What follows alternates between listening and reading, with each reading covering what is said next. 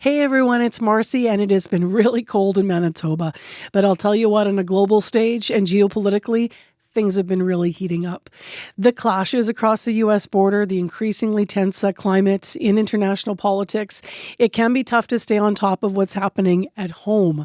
And that is where we come in. If you have been listening to the podcast, you know that every week our producers take you inside one of the biggest news stories shaping where we live, this province. Today, how is Manitoba's Progressive Conservative Party responding to a fast-evolving social climate? And is it alienating members of its base? Before we get there, do me a favor and follow This is Manitoba wherever you get your podcasts and tell a friend about what we're doing. Because like you, we care about this province. I live here. I care about this province. And we all want to stay informed together. On to today's episode. This week, while we're talking, members of the Conservative Party of Canada at the federal level are actually gathering in Calgary, Alberta to decide that party's future. And the stakes feel especially high after their defeat in the federal election last spring. So party members will debate hot-button policy positions, things like private health care, scrapping diversity, equity, and inclusion policies, and abortion. And of course, party leader Pierre Poilievre's leadership is also going to be put to a vote. But it's not just the federal party that's feeling some growing pains. I am Marcy Marcusa, and this is Manitoba, where, as I alluded to, the provincial Progressive Conservatives are facing their own set of challenges. Emotions have been running high in this province as pushback against the actions of U.S. Immigration and Customs Enforcement Officers, or ICE, have reached a flashpoint just across the border, in a place where a lot of Manitobans visit, Minneapolis.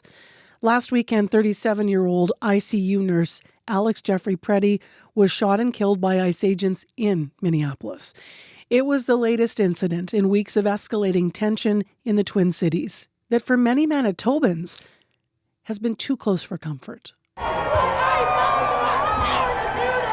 Protests in Minneapolis about the presence of U.S. Customs and Immigration Enforcement in the city after the fatal shooting of Rene Good by an ICE agent last week. Premier Wab Kinew says he called Minnesota Governor Tim Walz to offer assistance. We want to be good neighbors here in the north, and of course we just want to see what's happening down there stop. There's so much confusion and so much violence. We just want to see things for our southern neighbors get back to normal. Not all Manitobans had the same reaction to the shooting death of Rene Good. Over the weekend, Progressive Conservative Party board member Patrick Allard took to Facebook to state, "Do we have ICE in Manitoba? If so, are they hiring? Asking for a friend." Patrick Allard says this was a tongue-in-cheek comment. The Manitoba PCs don't feel the same way. This morning, the party held an emergency meeting, suspended Allard, and barred him from running in the next election in the Winnipeg constituency of St. John's. Leader Abi Khan said he wants the PCs to be a big tent party, but called Allard's comments offensive and inappropriate. It's clear now with his latest comments that he's not part of that big tent, that his comments do not reflect me as the leader, so I've taken stern and decisive action as fast as possible. Allard says he doesn't believe the PCs ever would have let him get the nomination for St. John's. He says the party is just progressive, not conservative, and is turning its back on its conservative base. They've shot themselves in the foot. They've told their conservative base, we don't want you making this move. Allard said he plans to run in the next election regardless, as an independent or as a member of another party. Khan, meanwhile, said the PC board has to meet to decide whether to kick Allard out of the party altogether. Bartley Kivas, CBC News, Winnipeg. Well, reaction to Allard's suspension is mixed among Conservatives in this province. Voters, in fact, who vote Conservative are asking themselves what it actually means to be Conservative in Manitoba in this moment. So as the PC board weighs whether there's space for Patrick Allard within its party at all, I spoke to 3 Conservative voters to get their impressions of how Allard's comments were handled and whether the party is reflective of their own values anymore. Stefan is a safety educator and an avid hunter who's in his 60s. He lives east of Lac du Bonnet. One of his top issues in the last election was gun rights. We started off by talking about what he made of the PC party's move to suspend Patrick Allard from the board. I think it was well deserved. I think they should have done it immediately when that post was done. I don't believe that his comments were either, what represents me as a person, because they were very, I don't know, they were too aggressive. What about the sentiment he said that the party itself has become too progressive? How does that sit with you as a conservative? No, I don't think so. I think they're just weeding out people that are showing aggressiveness and disingenuous on their comments. It makes it almost like and I don't want to really go too bad on this, but almost like we're the white supremacist party and all that. And that's not what we are. We are all for, limiting government and making sure that we reduce taxes and just for the people and being a voice for the people. Are there areas, Stefan, though, that you think of policy that do need more open discussion that maybe the Conservatives have shied away from discussing in this province? I don't think so. I mean, when it comes to hunting and firearm rights and all that stuff, I think they have a really good platform on it. I think there should be more discussions with the Indigenous people on this. And, the treaty rights have to be respected. And I believe that my candidate out here does a good job on, conversing with those, the Aboriginal people as well.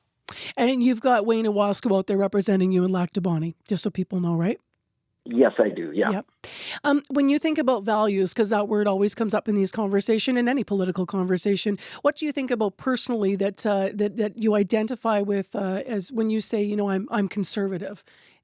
I do believe that he looks after the people here, and he is going for making sure that we have a voice in the fact of lowering taxes and reducing the spending and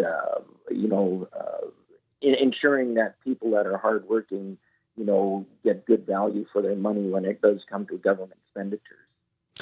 How do you feel about the party ideology overall? I think it's fine, but the thing is that, if you start labeling all the parties on what they want to go for, I think that just provides a lot of divisiveness in, people and in what they're wanting to do. So, in other words, putting people under one flag is not good. I think we should all just work together on this, and we are going to have differences of opinions, but I'm sure we can come to common ground. How concerned are you about divisiveness among Conservatives in Manitoba then right now? I think we're seeing that quite a bit going on right now, and people are, very quick to blame each other and not really figure out a solution. And I believe that, everybody's got to work together on this. Even if you do have a difference of opinion, I'm sure that we can still respect each other and come with kindness and making sure that we can come to a resolution that would be good for all. Now, 46-year-old Eric Fleury has a very different take on this. Fleury lives in Stonewall. He's a general manager of Bulldog Demolition and Excavation. He supported the PC Party of Manitoba in the past, but lately he says he has some concerns. And one of those concerns is how Patrick Allard's comments were handled. Well, I don't think it shows solidarity in the party at all, and that we have a weak leader that won't stand up for people that would be strong candidates in NDP ridings. What about the sentiment that the party itself, as Mr. Allard has said, has become too progressive? Well, I'd agree with that. I've seen a media outlet last week where Avi was standing in front of a treatment center when we're a party of law and order, and from my perspective, drug addicts and drug dealers should be dealt with criminally. That's my position on that from many different experiences in my life, that's for sure. And when you say to you that the PC Party of Manitoba is or should be a party of law and order, tell me more about when this party started to lose your support. Well, I think it's I don't think that anybody would be surprised to look at the COVID era and see that the Conservatives, kowtowed to the rest of the country instead of standing up for what was right. With the judgment that was made last week in Ottawa that the Emergencies Act was illegal, we, as Conservatives here in Manitoba, stood up, as you know, and tried to make it clear that what was going on was wrong in Manitoba and across the country, of course. We were proven right again last week. We've been proven right time and time again. And I think that the leadership of the Conservative Party of Manitoba should be listening to the people that have been right instead of the people in this party that were wrong. And, we have to have some strong leadership that's going to, stand up and say what they believe is true and what is true by law and order, not out of opinion and people's, emotions. We have to take all of that out of the future. And just so people are following the ball of what you're talking about, that is correct that the federal government was in the court was said first time around, that the Emergencies Act in the use of the convoy in Ottawa there wasn't justified. They appealed that. They lost that appeal. That's what happened late last week. That's true, yeah. We all left downtown here in Winnipeg because we were given an actual piece of paper by the City of Winnipeg Police saying if we don't leave, then they're going to confiscate all of our stuff, all of our equipment and such, so we left. Otherwise, we would have not left. We left under threat of arrest.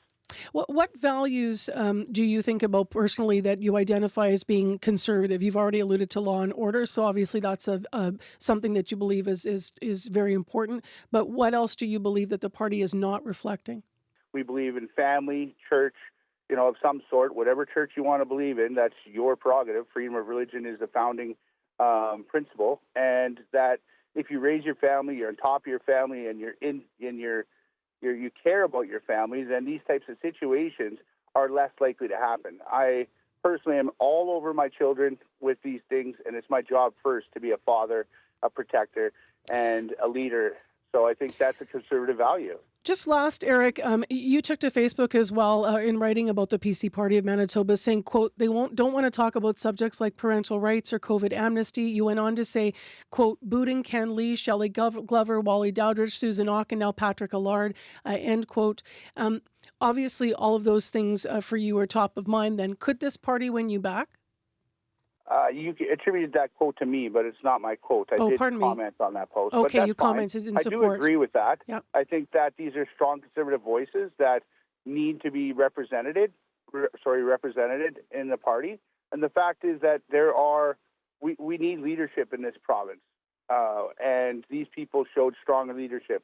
And if you eliminate these people from your party, then you're eliminating a strong showing of conservatives that want somebody to stand up and for us. And this Conservative Party did not stand up for any of us in the last 5 years. It was evident, and we see it today. And Aubicon did not stand up for Patrick Allard. That could have been handled differently. As you know, Nahani Fontaine said something very ignorant after Charlie Kirk's death, and I don't think that Wab would have been punished for letting her go, but he stood beside her even though she was wrong.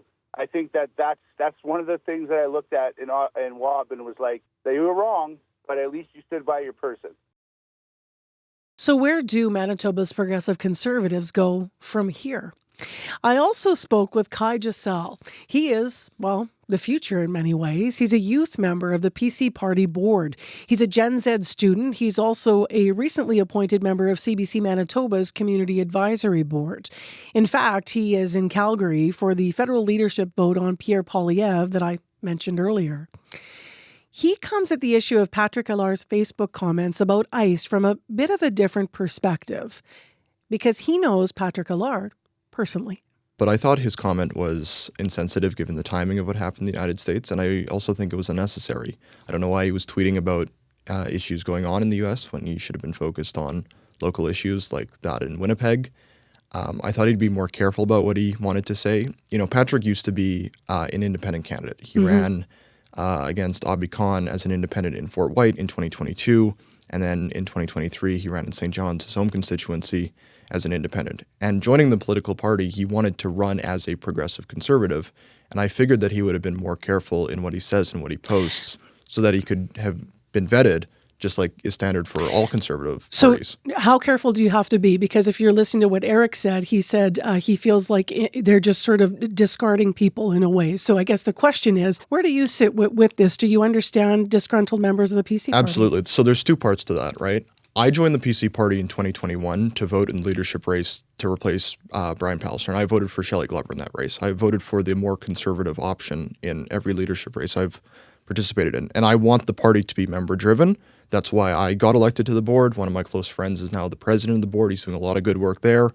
Board members, or not board members, but party members between now and the next election are going to get to vote on the party platform, vote for nomination candidates in ridings like Springfield Reshot, Steinbach, with longtime PC MLAs retiring. But I don't see this case in Patrick Allard as an ideological fight. I think this is about professionalism, right? I think there's a difference between being a party member and a board member. I think there's a difference when it comes to being professional about being insensitive, for one, the comment itself, but also trying to provoke the NDP on Facebook. I consider myself to be a real conservative, but there's no part of real conservatism that is like trying to start a Twitter war with the NDP online. For me, real conservatism is all about like major issues, community safety and protecting healthcare, building our economy. You know, I love Manitoba and I love living here. I want to stay here. And so my goal is to make Manitoba or keep it a great place to live. And that's what conservatism, in my mind, is all about. So to move away as a last quick question in our last minute from the Allard comment, I want to ask you, I know that you've said you think the party, however, has a problem and doesn't know where it sits right now ideologically. What makes you say that? Yeah, so some of our members, you know, were upset about Brian Pallister when he was premier on COVID, and I was certainly upset to a degree as well. But a lot of Manitobans think the party was too hard right when it came to the campaign in 2023, which I think was a mistake in a campaign. There were a lot of mistakes in that campaign. So there's a divide there, but there's going to be a rebuilding period for the party, and it will sort those things out. Like I said, we're going to have nomination contest. Members will vote on the platform. Those things will decide the direction of the party ideologically and its future. So all of this has given us a lot to think about, and if you're thinking about it, we would love to know what you think. Are Manitoba's PCs on the right track, or are they alienating party members as they try to play maybe to everyone? We'd love to hear from you, and we do have an email for the podcast. You can send us a note with your thoughts at thisismanitoba@cbc.ca. That's it for today. I'm Marcy Marcusa. This is Manitoba. We'll be back next week with another episode.